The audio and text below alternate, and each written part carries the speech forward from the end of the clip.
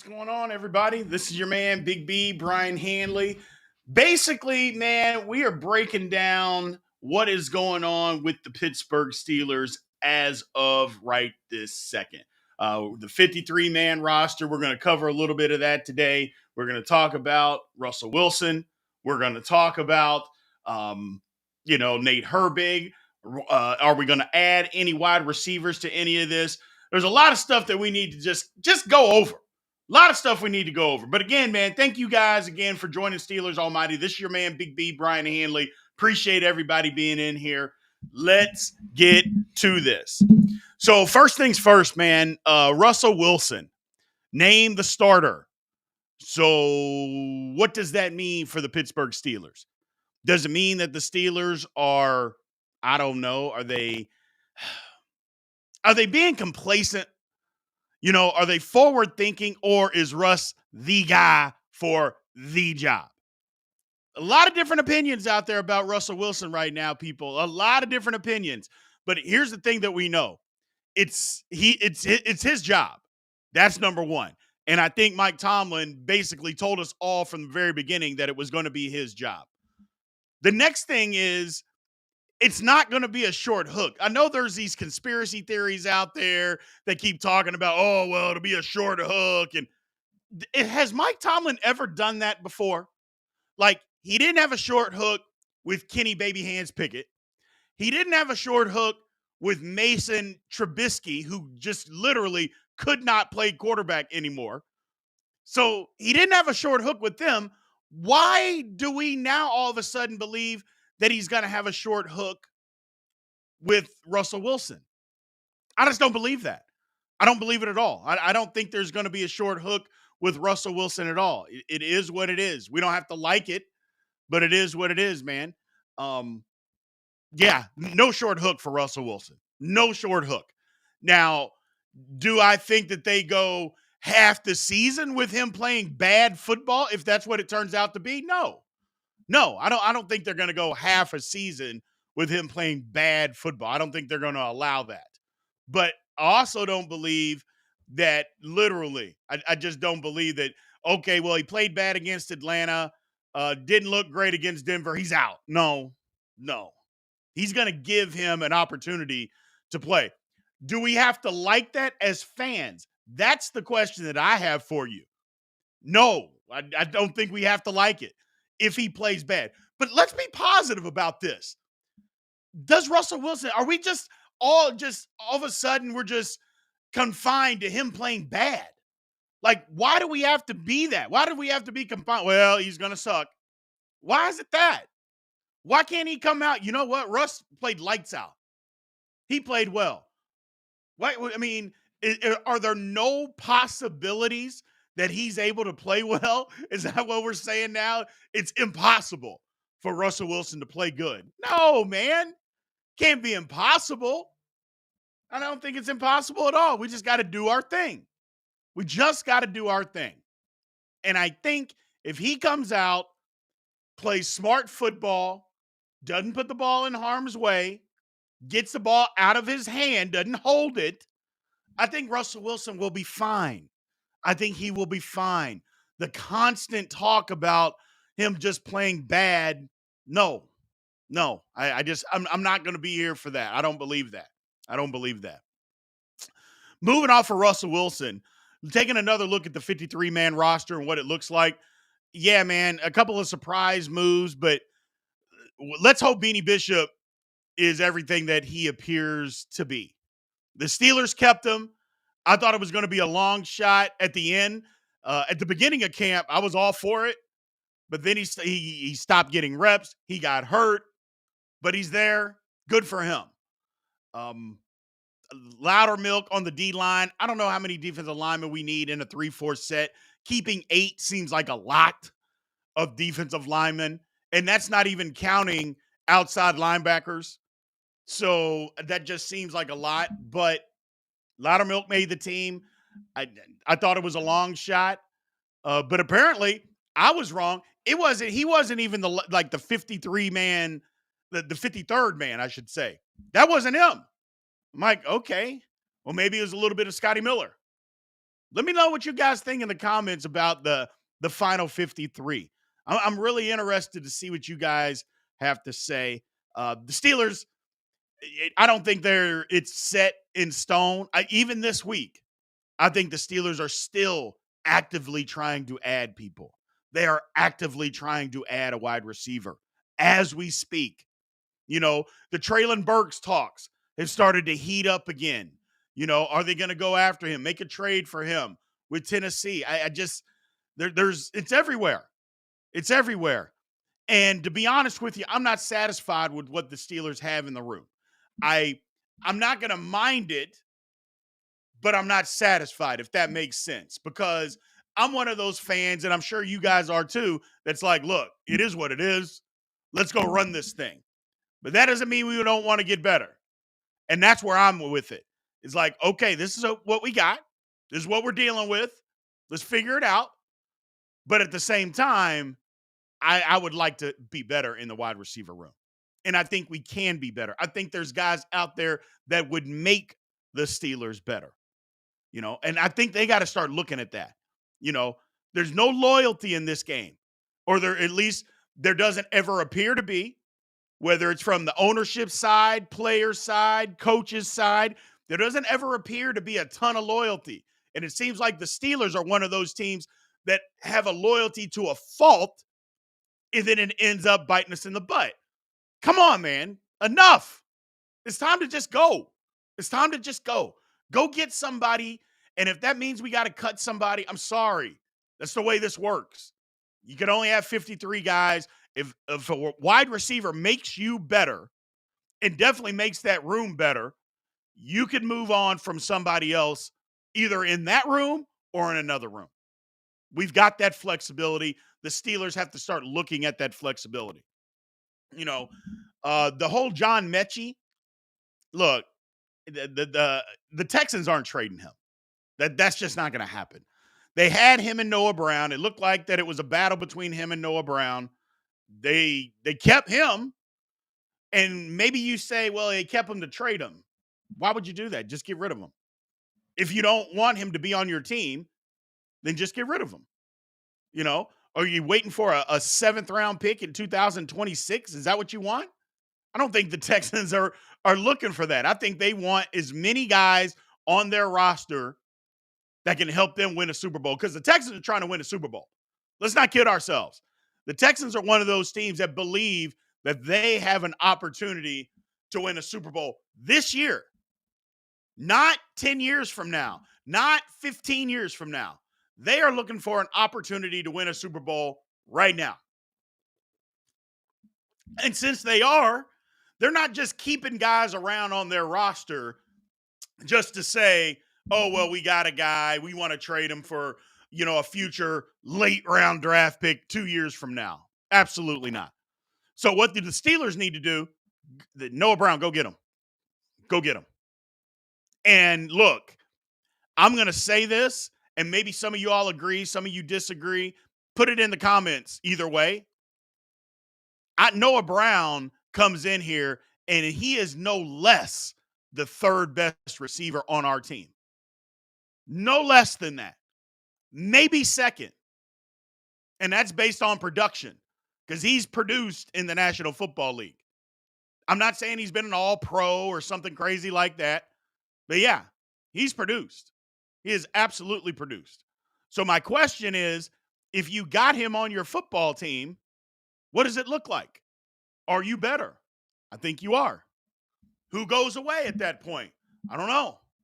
But that's the conversation that needs to take place, is why not go add a wide receiver? I think the Steelers are very active in that market right now. I think they are looking to upgrade that room. They need to be looking to upgrade that room. I mean, there's no reason for them not to be. They got to be.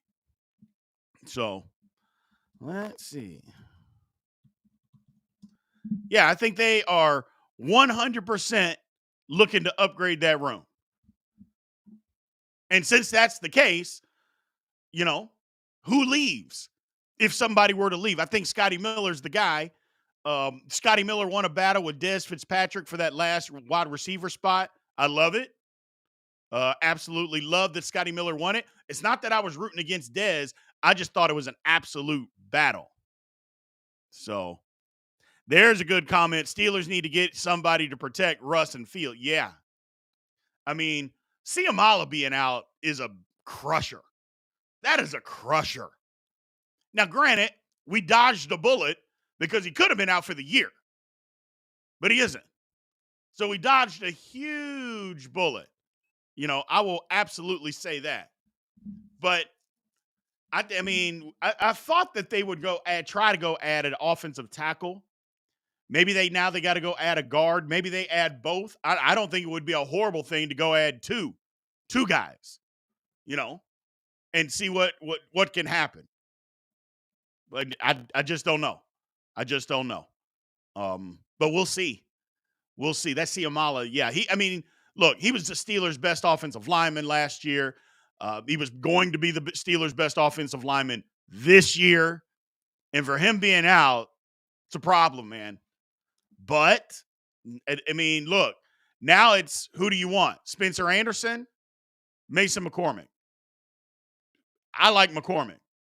I like him. I like his nastiness. I know he's a rookie. I get it. I like his nastiness. His technique isn't the greatest, but I feel like he's a more physical football player than Anderson. And at left guard, that's why we like Ciamala so much, because he's so physical. Yeah, that's what I would like. That's who I want out there. Give me the physicality. Now, we're going to have to help him because he's going to get over exuberant and go out of his way, especially on pass sets. He's going to go out there lunging, trying to attack guys. And you can't do that, especially at the guard position, trying to attack guys, because the defensive tackle will be right around you as soon as you lunge at him. So he's got to be patient, still come with a good punch, but just be patient. Having said all of that, that's who I would rather have. I don't think that's the way it's going to be. I think Spencer Anderson's going to get the job. But if you ask me, that's the route that I would go. Put him out there. He's going to be a starter next year anyway, and he is. He's going to be a starter for the Steelers next year, so might as well get him out there now and see what happens. I'm a little nervous about the line, though. I am. In the preseason, when Dan Moore Jr. is your best offensive lineman, and again, that's not it can be a knock if we want to. It is what it is. We've seen Dan Moore Jr. for 3 years, and we know that the play hasn't been very good. In the preseason, when he's your best offensive lineman, that's a problem. When your prized draft pick from last year looks like he's regressed tenfold from what he looked like last year, that's a problem. Broderick Jones, look, I just don't want the injury excuse. And again, when I say that, and I've been saying that, people keep saying, come on, Big B, he's hurt. I understand he's hurt. I didn't say that he wasn't hurt. I 100% believe that he's hurt. But just because he's hurt, does that mean that he's allowed to play bad? Like, where is that in the rules? Who put that rule book out there that said, hey, man, I'm hurt, so I get to play bad? No, it doesn't mean that. That's not an excuse. If you can't play and you can't produce, sit down and get healthy. That's what I would say. If you can't go, because what Broderick Jones has actually put out on the field is not starter level type of football. It's been bad football. And it's okay to say that. It's been bad football. Again, but if he's hurt, which we know he is, that doesn't give you the excuse to play bad. Because how does that help the Steelers? Let's just think about that for a second. He's hurt, playing bad. We're just going to keep him out there playing bad? How do you know the guy behind him can't be any better? At least give him an opportunity. We know what we're doing here. This guy can't play because he's hurt. I don't think that's what it is. I think maybe he's trying to get adjusted and all this kind of stuff. But I think Broderick Jones is just better than what he's been putting out there. He just has to play better. And he said so. He came out and said, the arm's not an excuse. The brace is not an excuse. switching positions, not an excuse. Well, if he's saying that, shouldn't we not believe him and hold him accountable? Or do we want to be the type of fans that just say, you know what? He's saying that because that's the right thing to say. We got to give him an excuse. Steelers Almighty, we're not going to do that, man. We're not giving that excuse. If you're out there, you got to be able to play well. You got to do that. You got to play well if you're out there. If not, then you got to sit and get healthy. So, yes, that's perfect. My man Bubba said ever since they switched him back, his game has been off. And I think the reason is I think Broderick Jones wants to play left tackle. Now, he's a good kid. He says all the right things, but I think he's wanting to be a left tackle. I think somebody in his camp, maybe his agent, or hell, maybe his mama, needs to just go tell him, hey, Broderick, it's okay for you to say that you want to play left tackle. I don't think him saying that he wants to play left tackle is going to cause any dissension within the football team. He can say, hey, I'm a left tackle. I prefer to play left tackle. My best position is at left tackle. But unfortunately, right now, I got to play right. What's wrong with that? I don't think there's anything wrong with that. I mean, Dan Moore Jr. said it. I don't want to play right tackle. I can't play right tackle. I see myself as a left tackle. If he can say it, why can't Broderick Jones? It's okay. It's okay in my mind. In my mind. And I'm right there with y'all. Ever since they've been flip-flopping him, he just hasn't looked good. And all I'm saying is they should have told Dan Moore Jr., if you want to be on the football team, you got to learn to play right tackle. It's pretty much that simple. We're not going to trade you. So you're going to be a Pittsburgh Steeler this year. But if you want to be on the team, and what I mean is they could have just cut him at the end of this. But if you want to play, you're going to learn to play right tackle. That's it. You're going to learn to play it. Everything in the offseason, they should have told Dan Moore Jr., you're playing right tackle this year. You got to learn how to do that. Period. End of story. And they didn't do it. You know? And so I don't know. Again, it's the loyalty thing. Like, why are they being loyal to Dan Moore Jr.? Like, why are they catering to his feelings or his needs or his capabilities?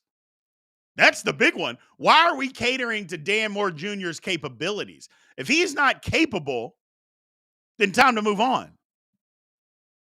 So, Del Taco said he's holding back so he doesn't mess up his arm. No, that's not the case. That's not the case. So you're going to play bad in the preseason and possibly get guys injured so that you don't get injured? That's not how football works. I'm sorry. That's not it. That's not it. And anytime you're out on a football field, if you're holding back, you risk yourself more of an injury than if you're going full speed. That's just a fact. You can't hold back on a football field and, I'm just going to hold back so I don't hurt something. No. That's not how football works, man. I appreciate what you're saying. I really do. But that's just not how football works. He's just not playing well. It's okay to say it, man. It's okay to say it. We love Broderick Jones. We think he's the best tackle that we got. But it's also okay to say he's played lousy in the preseason. It's okay. Here's the thing. Preseason doesn't mean anything. There's your counter. Big B, you keep talking about preseason. Preseason doesn't mean anything. That's the counter. That is the counter to what I've been saying about him. Preseason means nothing. If last year didn't teach us anything, it taught us that preseason didn't mean a damn thing. We thought the Steelers had a top 5 offense last year at coming out of preseason. Scored on every possession, the first unit. Looked phenomenal. Here we were thinking, yeah, We got something. The first damn snap against the 49ers, all Steeler fans were like, oh my God, we're terrible. We all felt it immediately. Immediately, we knew, uh-oh, we got a problem. Preseason doesn't mean a whole lot, man. It just doesn't. It just doesn't. But we can also talk about what we see. We can say, hey, Broderick Jones playing bad. Offensive line in general playing bad. But it was just the preseason. Get me to the regular season where there's some game planning going on, where they're mixing up stuff with motion and personnel groups, misdirection, little imagination going into this thing. Let's get there, and then we can talk about, okay, whether they're playing good or bad. Let's get there. Let's get there when it's meaningful. And I'm fired up, by the way. I am fired up to go against the Falcons. Look, people are thinking the Falcons are going to be really good. They got Matthew Judon, Cousins, Justin said, they added some stuff in this offseason. They're saying we can be a player in the NFC, not just their division. They're talking a lot higher in Atlanta right now. I'm fired up to play Atlanta. Let us know where we're at immediately. Let us know. I'm fired up about it, man. So that's the whole thing. I'm ready. Atlanta's a good football team. Let's see if we're a good football team. Let's go to Atlanta and bust them up. That's what I'm ready for. Let's go there and bust them up. Be realistic, but let's go there and win a football game. That I would bet if you asked 100 people, I would bet 80 of those people say the Steelers can't win at Atlanta week 1. I'd be venture to say that 80% of the people would say the Steelers can't go to Atlanta and win week 1. We know different, though, don't we? We know different. The one thing that nobody has been talking about in this offseason, all they've talked about is the offensive line, Russell Wilson, they got to have another receiver. And all of those things might be true.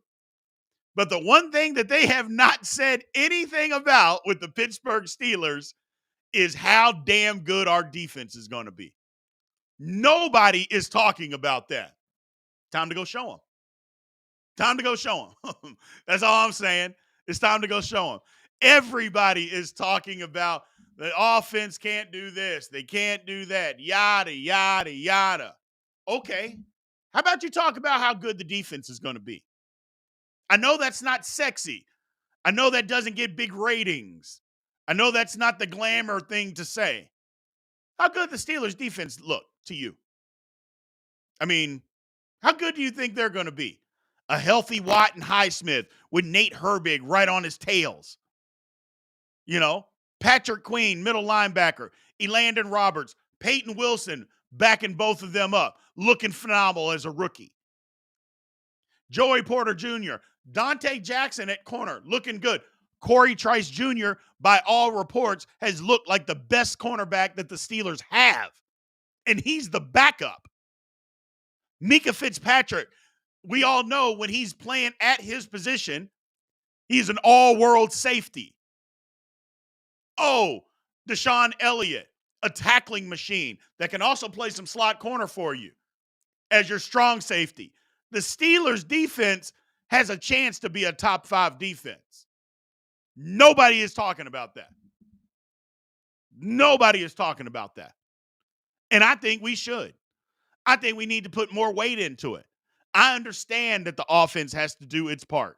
I understand that the offense is going to have its struggles. Or it might have its struggles.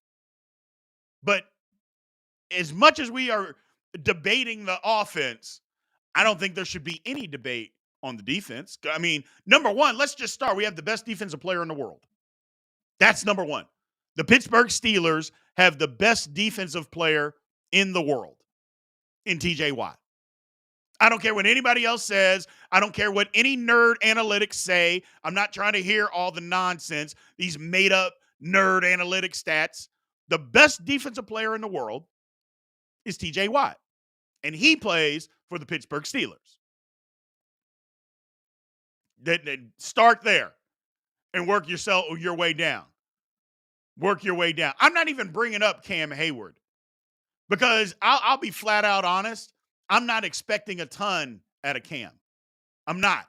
Anything that we get from Cam this year is just gravy on top. I'm not expecting a ton. 35, coming off an injury, not happy with this contract, although I don't know why he's not happy. You're 35 off an injury-plagued season, and you're making $16 million. I get that maybe you want more. There's not another 35-year-old defensive lineman in the National Football League that's going to be making $16 million this year.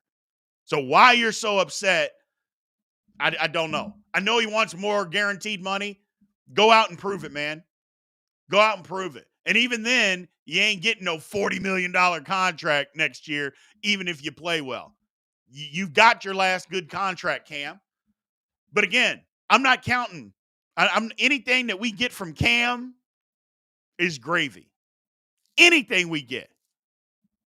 Anything. Let's go to some of these comments. My man Mike, what's going on, man? He says the defense will keep us in as many games, plus they might steal a game or two. Yeah. And that's what we need. We need the defense to do their part. Okay? Now, I'm not saying that the offense doesn't have to come around. We can't win these games 17-14 and be happy because we know that if we get into the playoffs, we score 17 points, we're getting beat. It's just the way these games work. But early, our defense needs to do its part and help the offense get figured out. Help the offense. It's okay for that to happen. Help the offense. And if it does, the Steelers got a shot. They got a shot. I'm fired up. Hey, man, I'm going to give you guys a couple of things here. First, thanks for joining Steelers Almighty.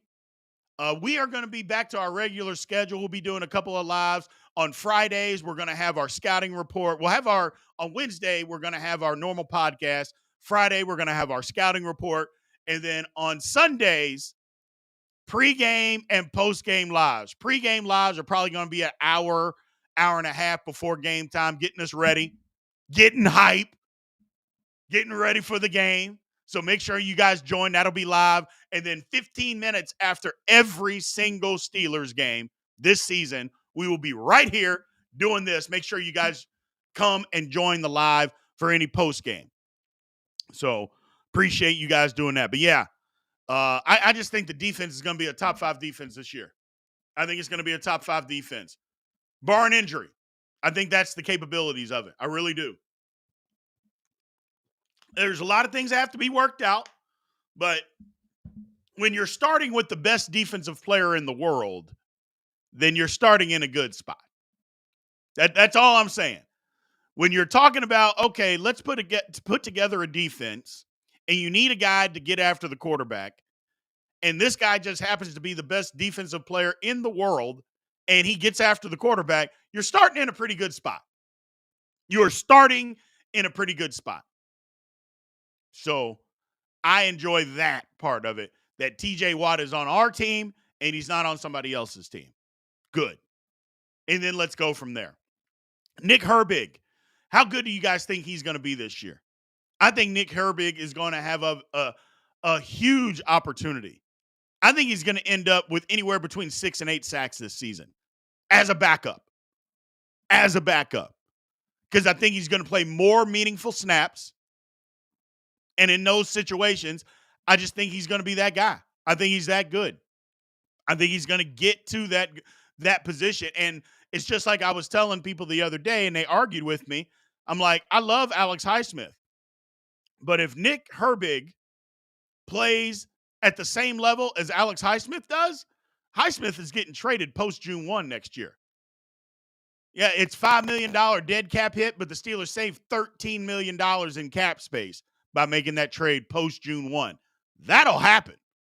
I'm telling you that right now. And that's not a knock on Alex Highsmith at all. It's if Herbig's playing as good as you are, then why wouldn't we trade him? We're not paying Herbig hardly anything and go spend that money somewhere else. You know, we can't just keep spending money on defense. We can't. We cannot just continue to do that. That is not conducive with NFL football these days, man. So that is just not conducive. Somebody asked, what is your favorite Steelers podcast? Steelers Almighty. That would be my favorite. That would be my favorite, without question. Hey, man, we're just starting. We started April 4th of this year. We are just starting. We're on our way to 2,500 subscribers. It's because of you guys, man. We appreciate it. We're on our way. But, yeah, we are just starting. Just starting. That's the goal, is to be a minimum 2,500 by the end of September. So I think we'll reach that probably by the second week in September. So we are cooking. We're just getting started. Can't wait for the season to get here. I think it's a great opportunity for the Steelers to do some stuff that people don't realize how good they are. And I think that's what's going to happen. I really do believe that that's what's going to happen. A lot of stuff going on right now with the Steelers. I love it. I love the fact that they're still being active out there. They're still trying to improve the roster. I mean, today it's tough trying to get a receiver now, but they still have a few days, man. They still have a few days. I think they got to upgrade the offensive line room and get some guys just for added depth, because we've been decimated by injury there. And we can upgrade the wide receiver room. So, well, we're going to shut this one down today, man. I'll be honest. I got a lot of stuff going on today. I got college football that I'm trying to watch, trying to get the boom boom room hooked up, get it all fixed up so we can be hyped when the Steelers play. Cannot wait for next week. I cannot wait for next week. It's starting. I appreciate everybody that was in here, man. Thank you, guys. We will holler at you guys soon. Steelers, it's right around the corner, people. It's right around the corner. The season is a week away. It is literally 8 days away. I cannot wait. I'll holler at you guys, man.